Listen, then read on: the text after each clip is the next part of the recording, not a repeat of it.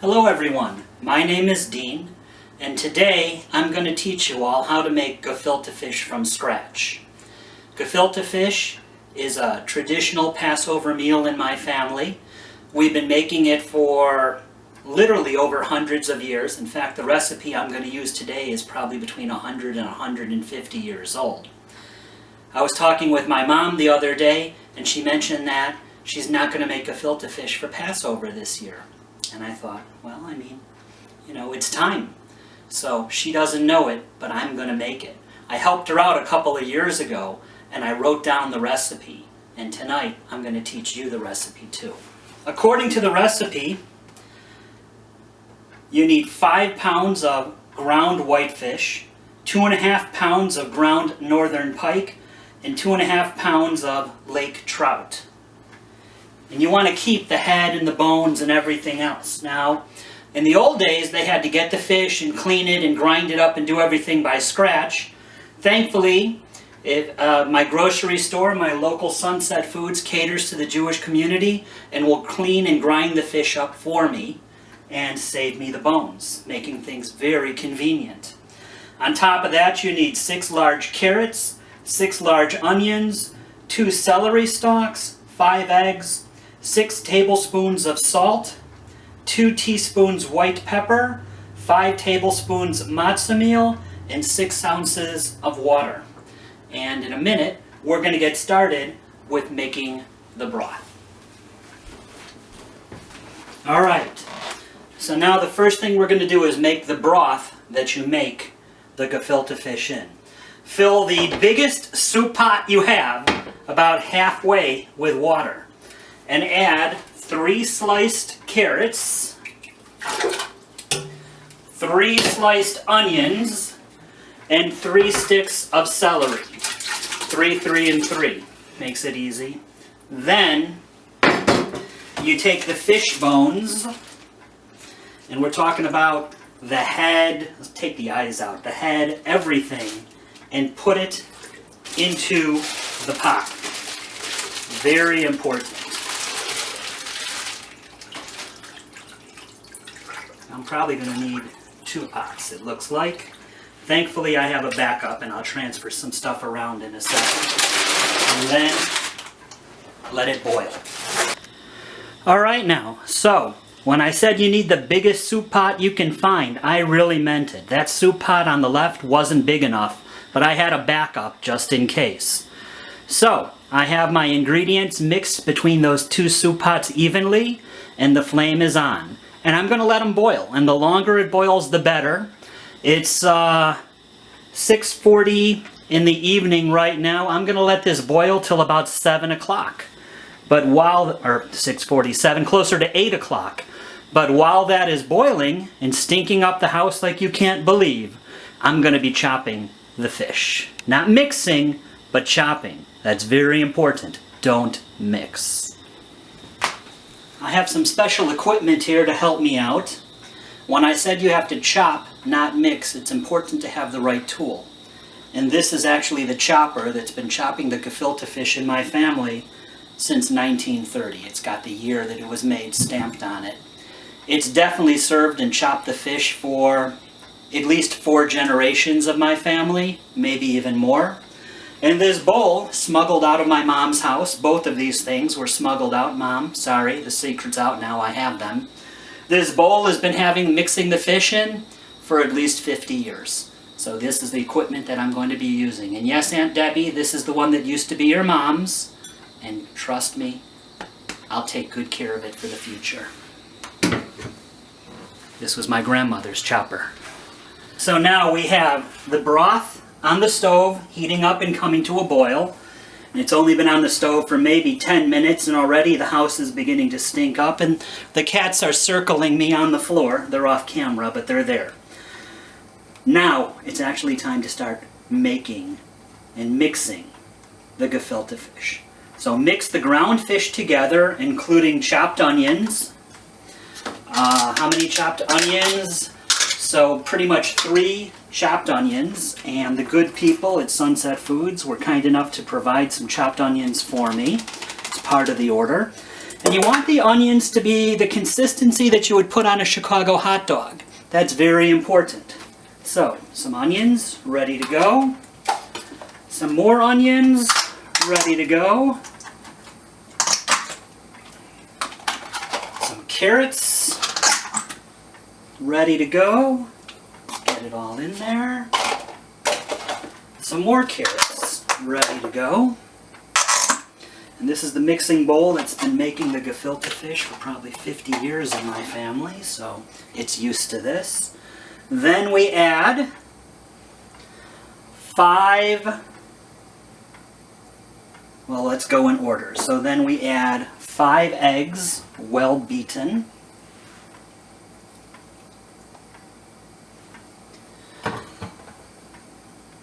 6 tablespoons salt. 6 tablespoons. That's what the recipe calls for, and I'm not going to change it. 2 teaspoons white pepper. 5 tablespoons matzo meal.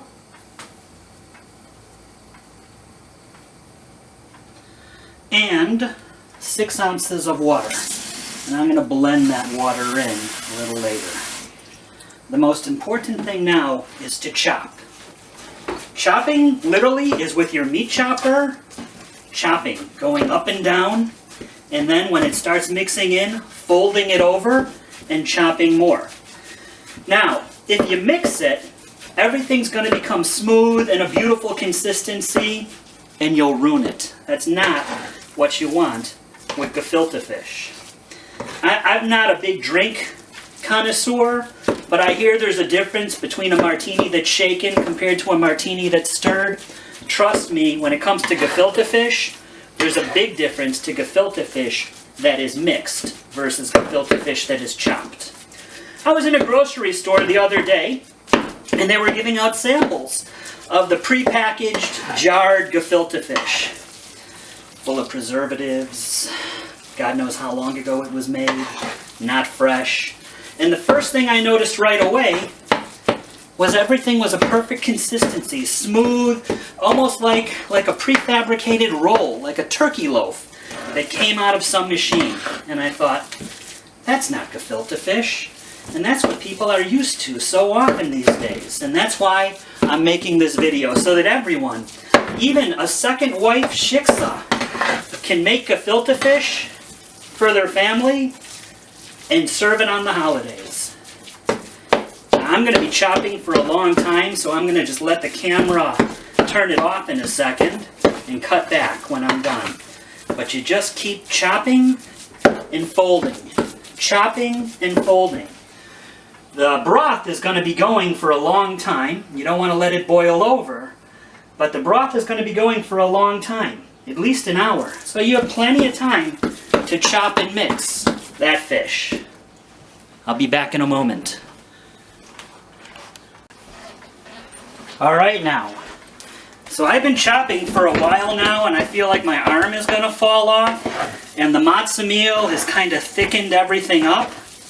And you see how it's sticking to the chopper? That's a good sign, because that's going to be the consistency that holds the gefilte fish together as we get time to make the balls. Now this is pretty much ready to go, so I'm going to refrigerate it while I let the broth continue to boil and make good. Remember, chop, don't mix. I can't say it enough times. Chop, chop, chop. Don't mix. As I've cleared out a shelf in the refrigerator, and I'm just going to let the mixed fish cool in the refrigerator while the pots are still boiling, making the broth that the fish is going to be made in. So this is kind of funny right now. Basically, the first step in good gefilte fish is you have to basically make fish soup. And the fish soup, the stew, the broth has been boiling now for about 30 minutes. The entire house stinks unbelievable like fish broth right now. And she moved when I walked over, but Bella the cat has been patiently watching this entire process, just waiting for her moment. We're about 45 minutes into the boiling. I just thought I'd take a second to show what it looks like. And that's perfect. That's heaven. That's gonna make the best gefilte fish. And I am so glad my wife and son are out of town in California, because the smell in this house is going to take a couple of days to air out. The pots have been on the stove now for about an hour's time. The fish is out of the refrigerator, and I'm just checking it over a little bit before I make the gefilte fish balls.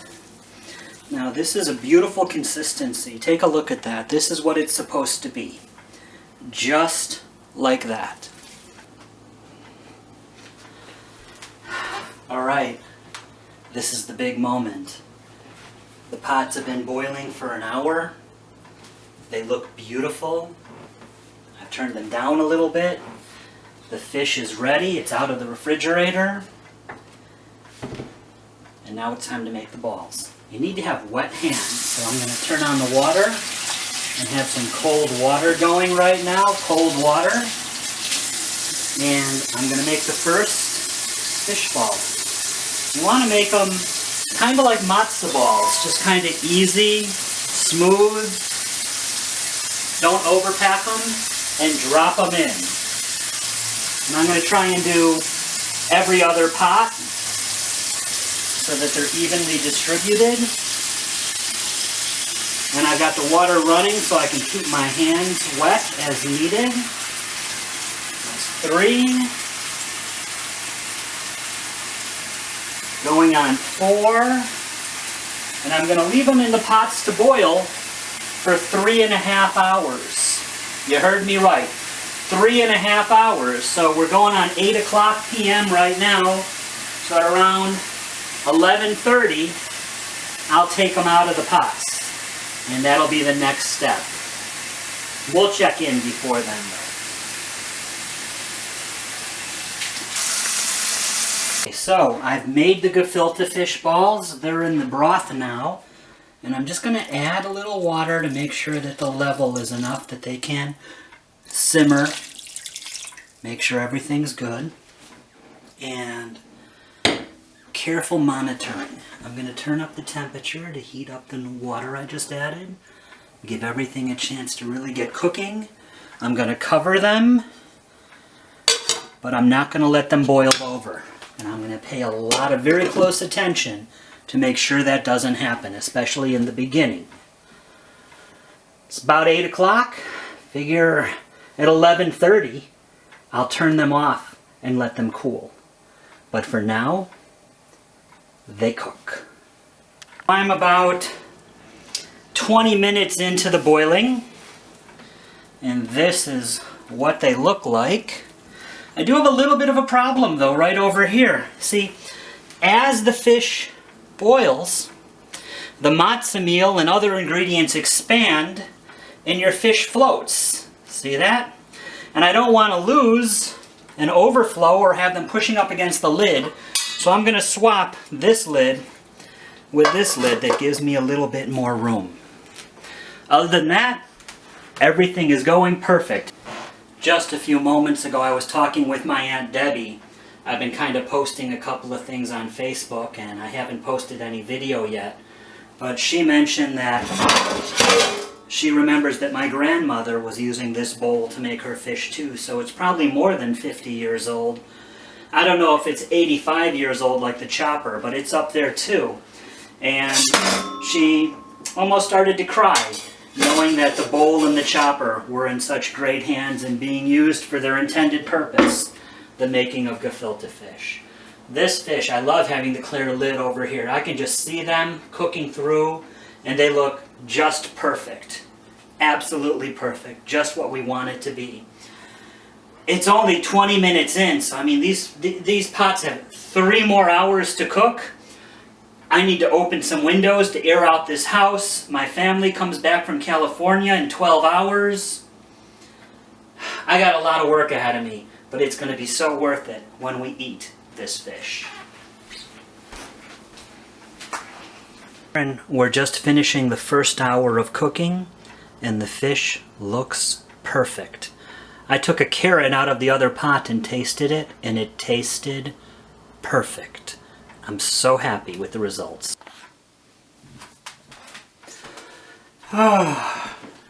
It's just before 11:30 at night. The fish has been cooking now for 3.5 hours. It looks amazing. I'm so happy with how things are going. And at this point, I'm just going to turn everything off. Oh my God, that's so good. I'm just going to turn everything off and let it cool.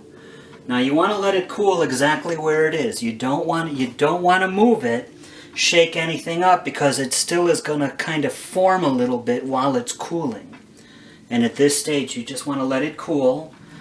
And I'll be back in about 3 hours or so. I'm going to try and get a little sleep.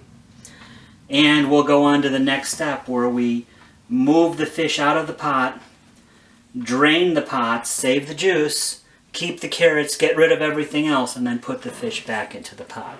But that'll be the next step in quite a few hours. So I'm going to get some rest. But so far, it's perfect.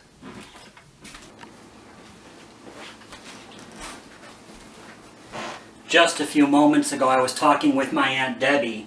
I've been kind of posting a couple of things on Facebook, and I haven't posted any video yet. But she mentioned that she remembers that my grandmother was using this bowl to make her fish too, so it's probably more than 50 years old. I don't know if it's 85 years old like the chopper, but it's up there too. And she almost started to cry, knowing that the bowl and the chopper were in such great hands and being used for their intended purpose, the making of gefilte fish. This fish, I love having the clear lid over here. I can just see them cooking through, and they look just perfect. Absolutely perfect. Just what we want it to be.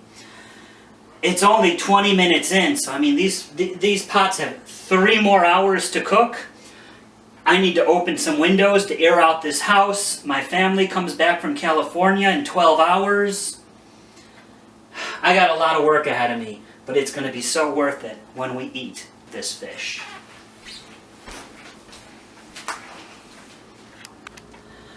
So here we are, and we're just finishing the first hour of cooking, and the fish looks perfect. I took a carrot out of the other pot and tasted it, and it tasted perfect. I'm so happy with the results so far.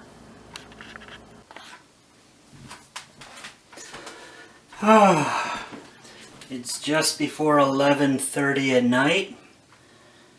The fish has been cooking now for 3.5 hours. It looks amazing. I'm so happy with how things are going. And at this point, I'm just going to turn everything off. Oh my God, that's so good. I'm just going to turn everything off and let it cool. Now you want to let it cool exactly where it is. You don't want to move it, shake anything up, because it still is going to kind of form a little bit while it's cooling. And at this stage, you just want to let it cool. And I'll be back in about 3 hours or so. I'm going to try and get a little sleep. And we'll go on to the next step, where we move the fish out of the pot, drain the pot, save the juice, keep the carrots, get rid of everything else, and then put the fish back into the pot. But that'll be the next step in quite a few hours. So I'm going to get some rest. But so far, it's perfect. Oh, good morning. It's about 2 a.m. The fish has been cooling now for quite a while. So I'm going to use these tongs, whatever you call them, to take the fish out of the broth. Then I'm going to strain the broth, where I take the carrots out, and I'm going to get rid of all of the fish parts, keep the carrots, and get rid of everything else. put the fish back into the broth, and it's done. Ready to eat.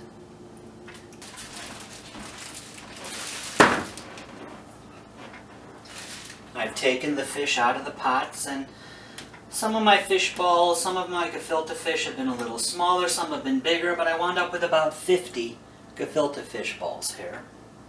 Now I'm going to strain the liquid from one pot to another and get rid of all of the fish parts and the onion and everything else. I'm going to try and keep as much carrots and liquid as possible and get rid of everything else. Then I'm going to put the fish back into the containers and give it a try. The fish bones and pieces, the onions, the celery, that's been strained out from the liquid. I've disposed of the fish pieces, and that'll be in a garbage bag, inside of a garbage bag, inside of a garbage bag, sealed up and thrown out, of course. Now the fish goes, the remaining liquid, the strained liquid, is in the pots, and the fish is going to go back into the pots where we're going to save it for the holiday and enjoy it. It's time for the final piece, the taste test. Normally I have my gefilte fish with regular horseradish, but I'm actually out of regular horseradish. I'll get some more at the store. So I'm using horseradish sauce instead. I'm going to taste it, and then I'm going to go over a couple of things.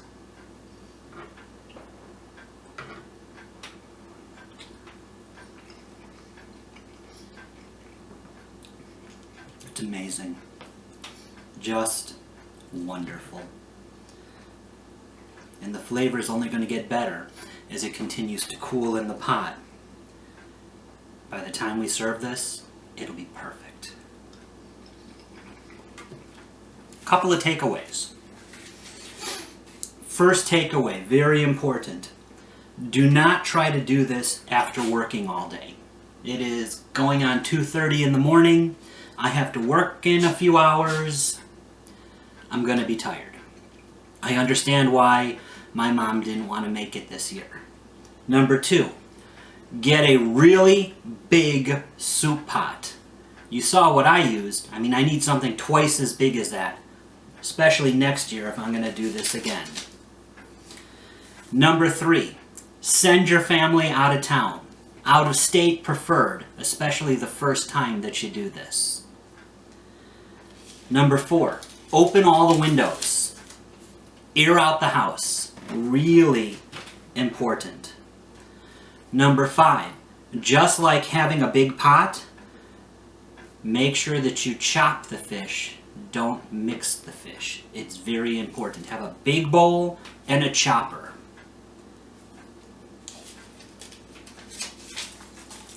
Now, for anyone who has watched this video and would like actually a copy of the recipe, if you send me a request to deanapro@gmail.net, gmail.com. Send me a request to deanapro@gmail.com. For anyone who watched this and actually would like a copy of the recipe, if you'll send a request to deanapro@gmail.com, all one word, I'll send it to you. Thank you very much. Good night. God bless, and be true to yourself.